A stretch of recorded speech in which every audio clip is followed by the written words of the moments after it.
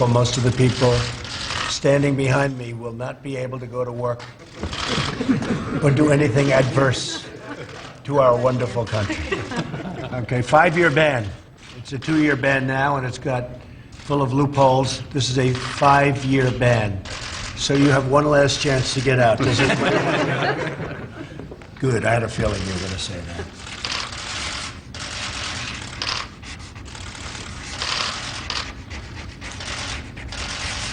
This was something, the 5-year ban, that I've been talking about a lot on the campaign trail, and we are now putting it into effect.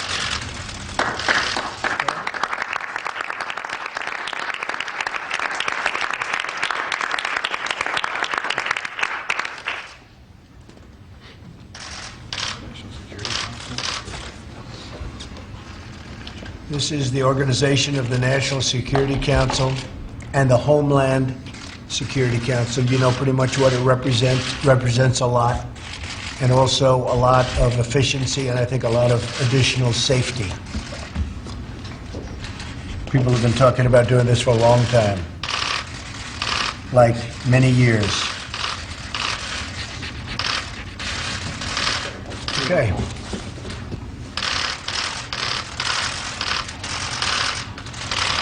Here, Mr. Vice President.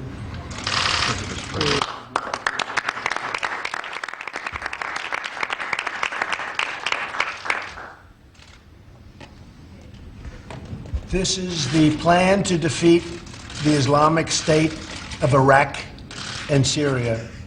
In other words, ISIS. I think it's going to be very successful.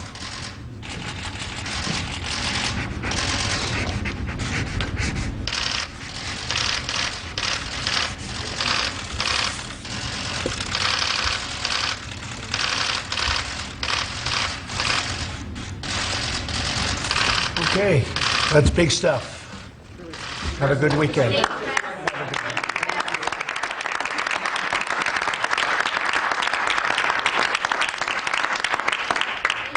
you concerned about the reaction to implement the immigration executive order that you issued yesterday? Totally. And is it a Muslim ban? Totally. It's not a Muslim ban, but we were totally prepared. It's working out very nicely. You see it at the airports. You see it all over. It's working out very nicely. And we're going to have a very, very strict ban, and we're going to have extreme vetting, which we should have had in this country for many years. Thank you, everybody. Thank you very much. Thank you, guys. Thank you. Appreciate it. Have a great weekend. Thank you. Thank you. Thank you. Guys. Thank you very much.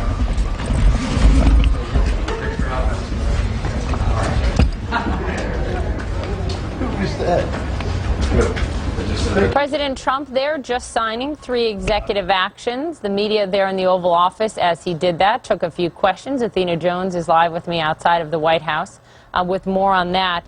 So you've got a 5-year lobbying ban for administration officials, a lifetime ban on lobbying on behalf of foreign governments, a plan to defeat ISIS, and a reorg of the National Security Council. Do we know what's included specifically in any of these?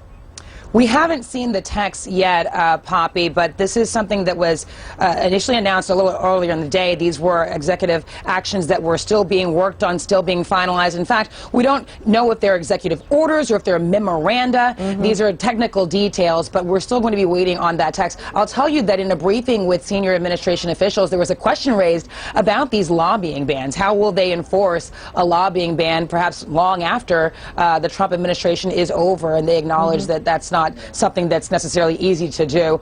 They also clarified, of course, that when it comes to that plan to defeat ISIS, the idea is not to have a plan that defeats ISIS in 30 days, but within 30 days to have his Joint Chiefs of Staff present him with a plan that would defeat the terror group. And you know, he said many times on the campaign trail he doesn't want to make those plans public and how we will defeat ISIS. He's criticized the administration for doing that, so who knows what we will hear, if anything at all. Athena, it's important to note as he's signing all of these executive actions and executive orders, they don't always work, right? They don't always have the teeth to necessarily be implemented, right? They can face a lot of legal challenges, as President Obama saw.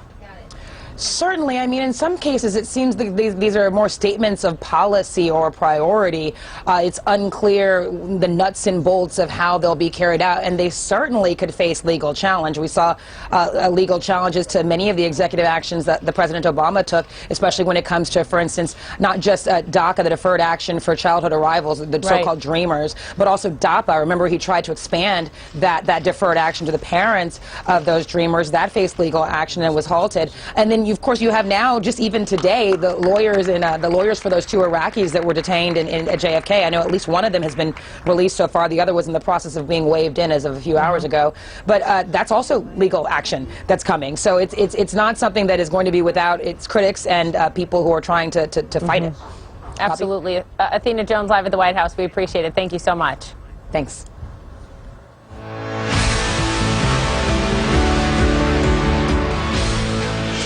Top of the hour, 5 p.m. Eastern. You're in the CNN Newsroom. I'm Poppy Harlow in New York. Breaking news, President Trump speaking about his controversial executive order, one that bars 134 million people from 7 Muslim-majority countries from coming to the United States.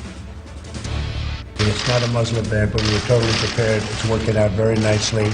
You see it at the airports. You see it all over. It's working out very nicely. And we're going to have a very, very strict ban, and we're going to have extreme vetting, which we should have had in this country for many years.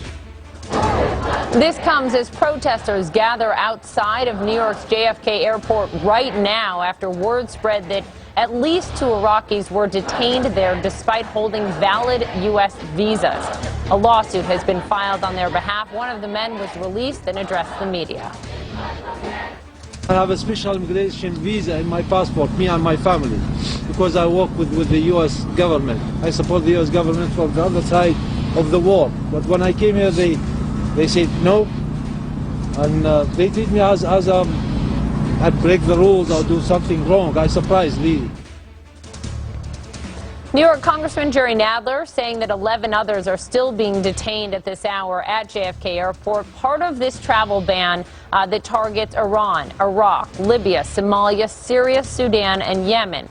But not included in the ban, the 4 countries where the 9/11 hijackers came from: Saudi Arabia, the UAE, Egypt, and Lebanon. Reaction is pouring in from across the globe, including from Iranian officials who say they will reciprocate by banning U.S. citizens to their country. All of this as the president signs 3 more executive actions. Let's begin this hour with Rachel Crane. She's live at JFK Airport.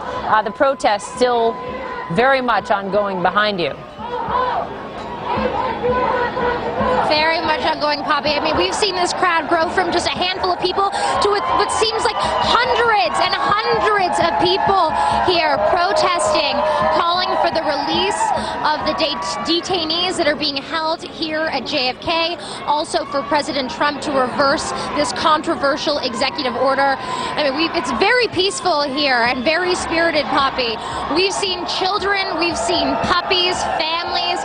One family spoke about saying how this is the best civics lesson they could ever give their child, bringing them here to this protest. We've also recently learned that this is Terminal 4 right here, where this protest is taking place, and we know that 11 detainees are still being held here. We also have learned that at Terminal 1, at least 6 people have been detained today, several of whom are students, one of which a student at NYU. Also, we heard a PhD student from Stony Brook being held there. This is we're hearing this from a lawyer that's working with families over there. I had an opportunity to speak with the daughter of a family that's being held. Her parents came to visit her. She goes to Stony Brook University. Her parents coming here for the very first time. They've been held since 11 a.m. Poppy. Rachel, what are they chanting behind you?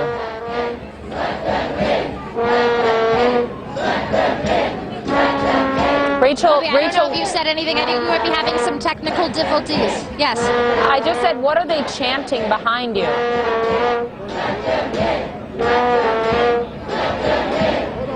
Okay, she can't hear me.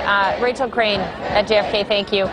Iran's response to the travel ban, they're slapping their own. No U.S. citizens will be allowed to enter Iran, they say, for as long as President Trump's order is in effect. Joining me from Washington, CNN's international diplomatic editor, Nick Robertson. And Nick, let's begin with this, because President Trump has signed several new executive actions just moments ago. One of them gives a deadline to his top generals to deliver their plan aimed at destroying ISIS. Do we know anything else about what this new plan will be? Because as you well know, the president was incredibly critical of the former administration's plan to defeat ISIS and the generals themselves.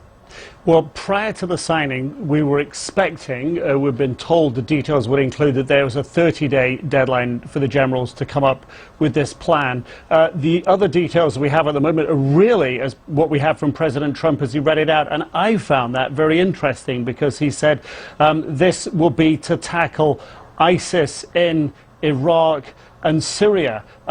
As we know, ISIS is manifesting itself in other countries such as Libya, Afghanistan, Pakistan, these countries as well. But he said specifically here, these were his words, ISIS in Iraq and Syria. And he has said absolutely he's going to double down, bomb ISIS essentially off the face of the map, that he will eradicate and get rid of ISIS. But it appears as if for now he is limiting that in what he is asking in this executive order to ISIS in Iraq and Syria. This, of course, is the biggest grouping of ISIS, but not all, and they've been growing in Libya recently.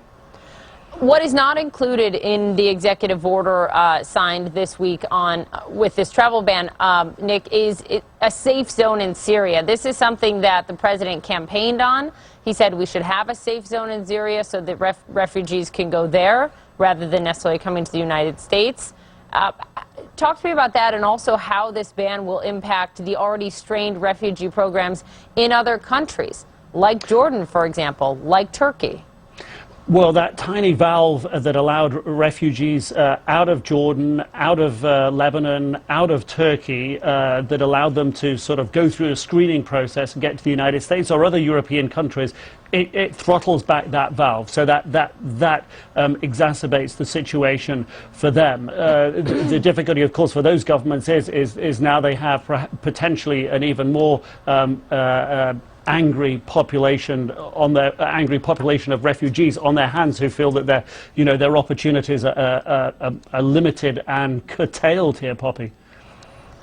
Nick Robertson in Washington. Nick, thank you very much for that. Joining me now, California Congressman Adam Schiff. He's the ranking member of the House Intelligence Committee. Congressman, thank you for joining us. You bet. Good to be with you. Your reaction to the president and this travel ban, this essentially would impact 134 million people if you look at it in totality of those 7 countries. Your reaction? I think it's a terrible mistake and a terrible irony that on Holocaust Remembrance Day he would issue a ban, effectively a religious test for people coming here as refugees.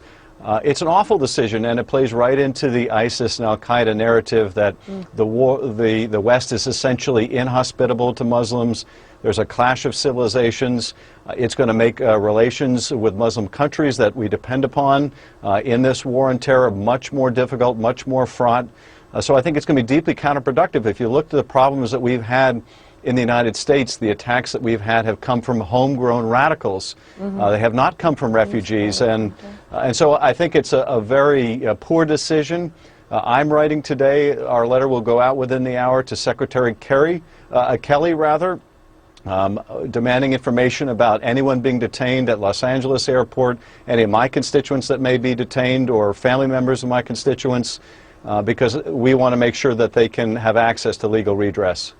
Congressman, let's listen to what the president said about the need for better vetting procedures, because his team has pointed to attacks, for example, in San Bernardino as sort of a ground for this, even though those attackers were not from any of the countries included. Let's listen to the president's justification.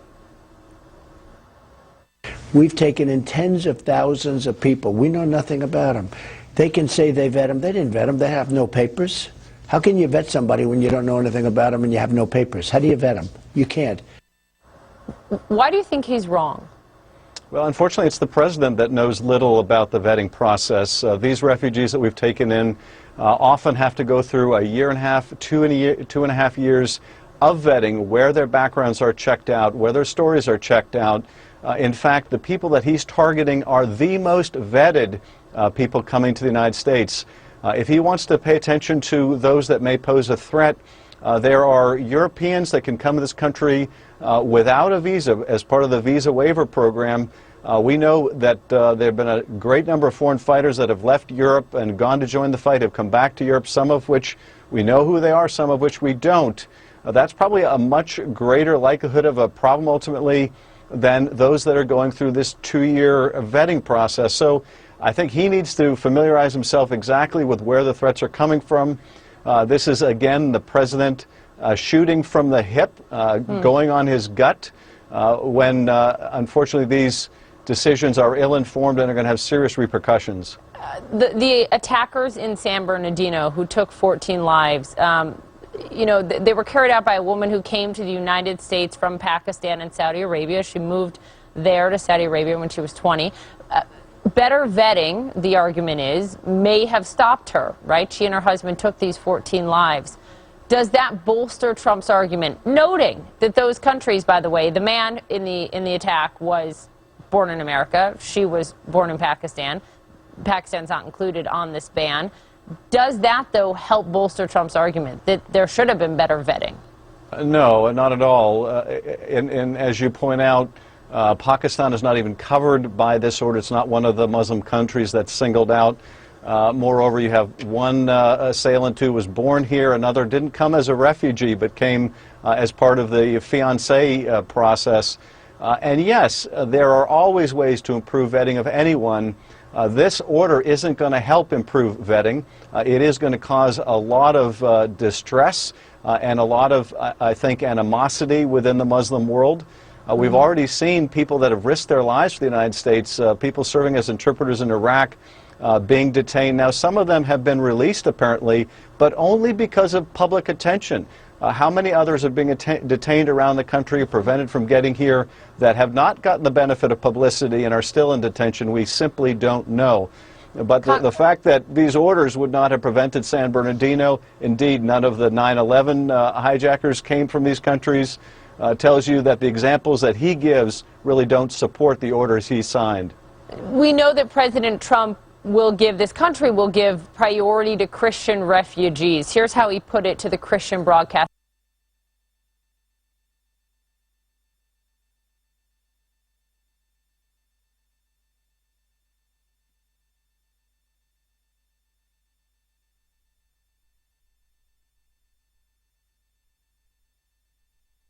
And I thought it was very, very unfair. So we are going to help them. I should note that is not factual, because when you look at the number of refugees that came to this country last year, you had almost an exactly equal number, according to Pew, of Christians and Muslims, 46 to 44%. But do you believe that he's going to correct an unfair system, as he puts it? No, and I'm glad you called the president on this. He's someone who makes up his facts as he goes along, and we're going to have to continue to call him out on this because, unfortunately, the basis for a lot of these misguided policies is a misstatement of the facts. But, you know, listen, Christians have been persecuted in the Middle East. They have been the victim of terrible atrocities. We ought to try to help the Christian populations. But Muslims have also been the victims. In fact, more Muslim victims than of any other religious group in the region. And I don't want to see us have a religious test where we say we're not going to accept refugees from Muslim countries, or if we do, we're only going to accept Christians.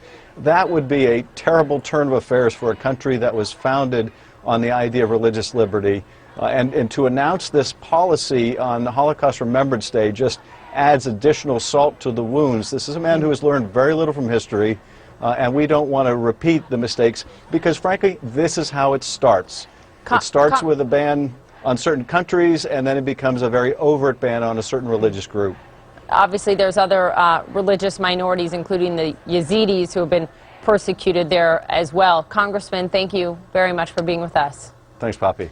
Coming up, we will get a Trump supporter's take on this controversial travel ban. Also, an 11-year-old Syrian refugee reads her thank you letter to America in front of an audience filled with those who have supported the president through the campaign. You'll hear about her dream of being a doctor. And this will take you inside the vast network of tunnels under the U.S.-Mexico border. Our special series on the promised border wall is ahead.